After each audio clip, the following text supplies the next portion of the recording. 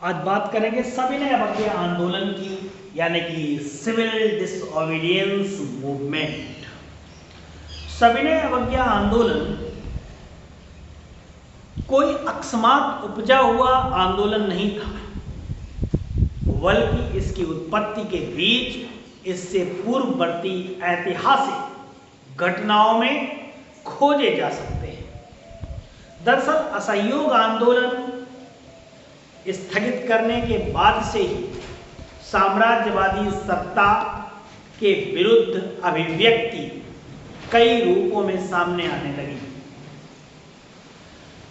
इसमें Simon commission का विरोध, क्रांतिकारियों द्वारा की गई उग्र और हिंसक घटनाएं, आर्थिक मंदी से उत्पन्न तनाव, नेहरू रिपोर्ट को अस्वीकार कर दिया गया आदि घटनाएं इसमें सम्मिलित थीं। और यह महत्वपूर्ण है कि असहयोग आंदोलन की वापसी के साथ ही देश में क्रांतिकारी आंदोलनों के दूसरे चरण का आगाज हो गया था।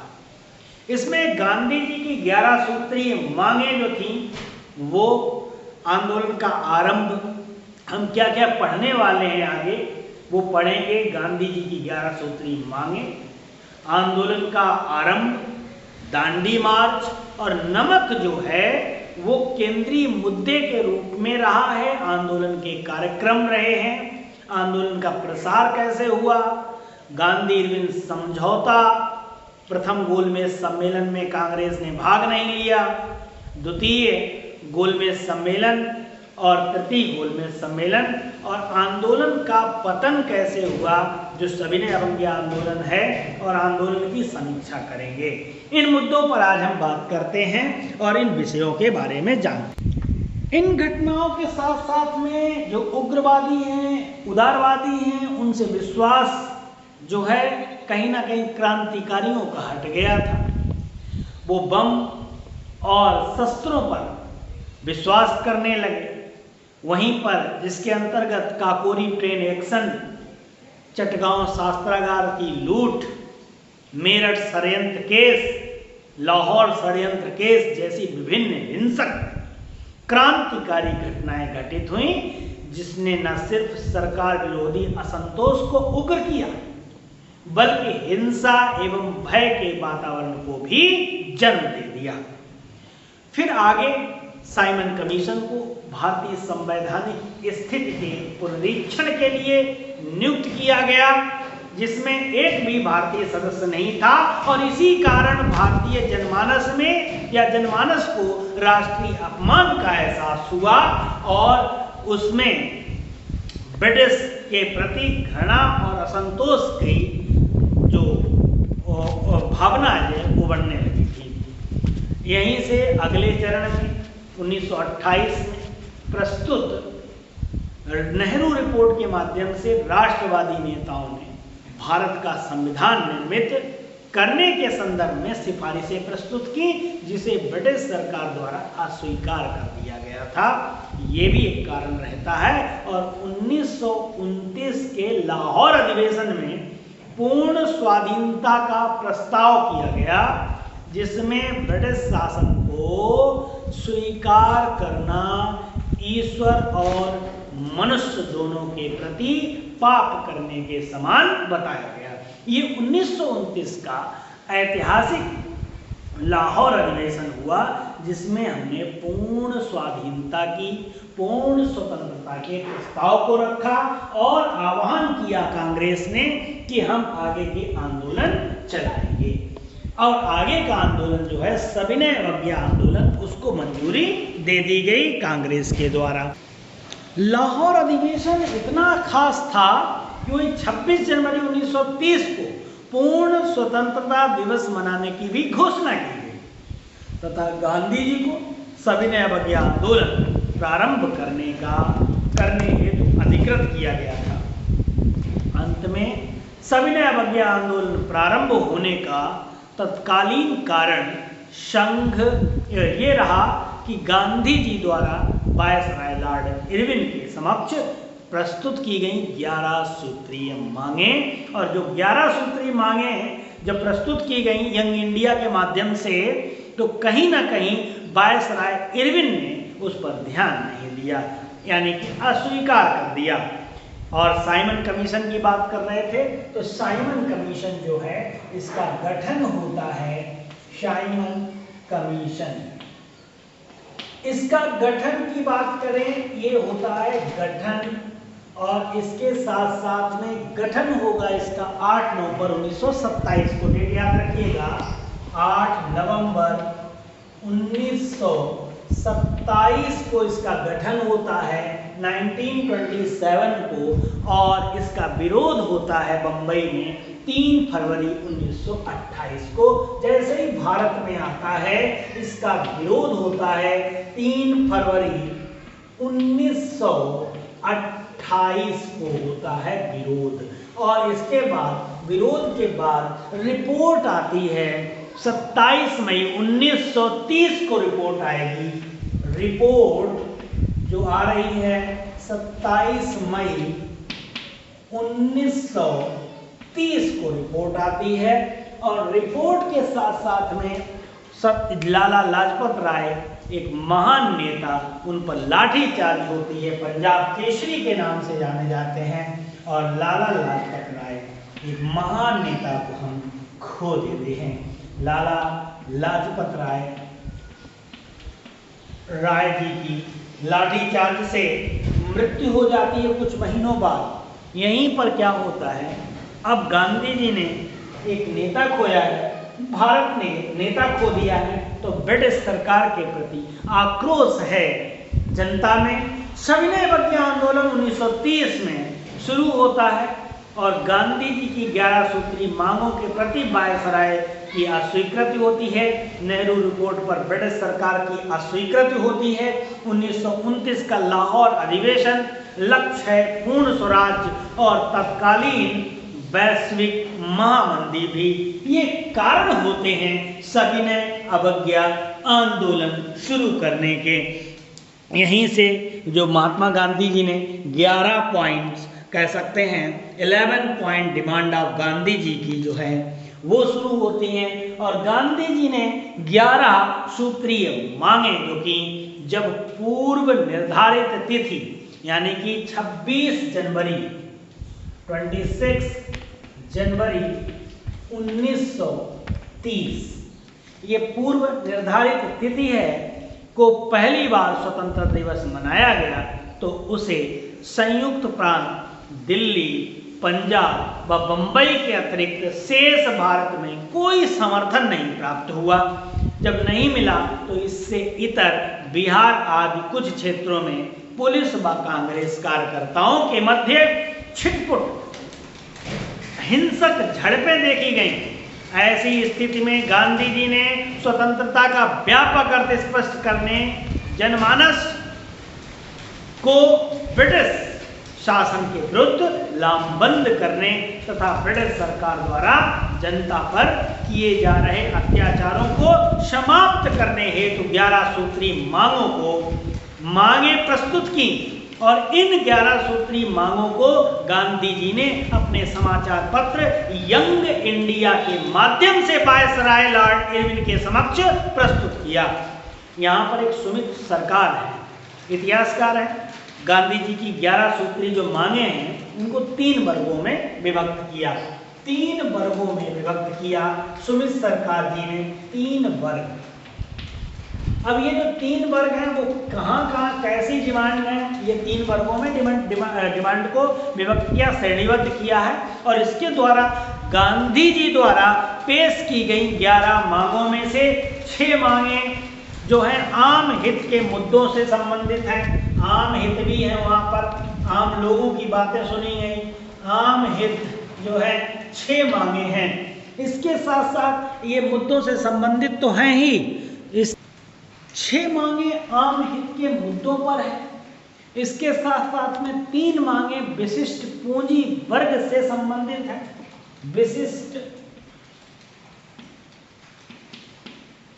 पूंजी पति वर्ग है, उससे संबंधित 3 मांगे हैं, और 2 मांगे 3 मांगों के साथ साथ में क्या है, 2 मांगे जो है वो कृषक वर्ग से संबंधित है।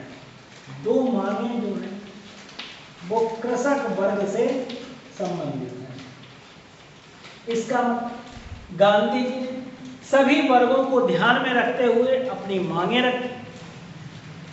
जो demand related to general interest से है वो है सेना के व्यय में 50% की कमी की जाए। सेना के जो खर्च हो रहा है उसमें 50% का कमी की जाए। अधिक वेतन पाने वाले अधिकारियों की संख्या में कटौती की जाए। उसके साथ साथ नंबर 2 जो 6 मांगे हैं उनकी बात कर रहे हैं, आम हित की बात है। आम जनता का पैसा जाता है, सेना का पेमेंट दिया जाता है, उसको कम किया जाए। नंबर 2 उन राजनीतिक कैदियों को रिहा किया जाए जिन्हें हत्या के जुर्म में दंड नहीं मिला है। मतलब जो लोग क्रांतिकारी नहीं हैं, जो लोग ऐसे हैं जिन्होंने कोई मतलब कत्ल नहीं किया, किसी अंग्रेज को नहीं मारा है, उनको क्या किया जाए, रिहा कर दिया जाए। एक ये मांग हुई। ये भी आम जनता की मांग है। बहुत से जो लोग हैं सेना मतलब कह सकते हैं ऐसे स्वतंत्रता सेनानी रहे हैं जो बंद रहे हैं थाने में, तो उनके लोगों पर जो जनहित कह सकते हैं जो परिजन हैं वो उनका क्या करेंगे, गांधी जी का समर्थन करेंगे। पूर्ण नशाबंदी लागू की जाए। इसके साथ साथ में नशाबंदी थे, महिलाएं परेशान थी तो महिलाएं भी इस आंदोलन में आ जाएंगी। गुप्तचर विभाग यानी कि CID में सुधार व उस पर सार्वजनिक नियंत्रण स्थापित किया जाए। ये चौथी मांग हो गई।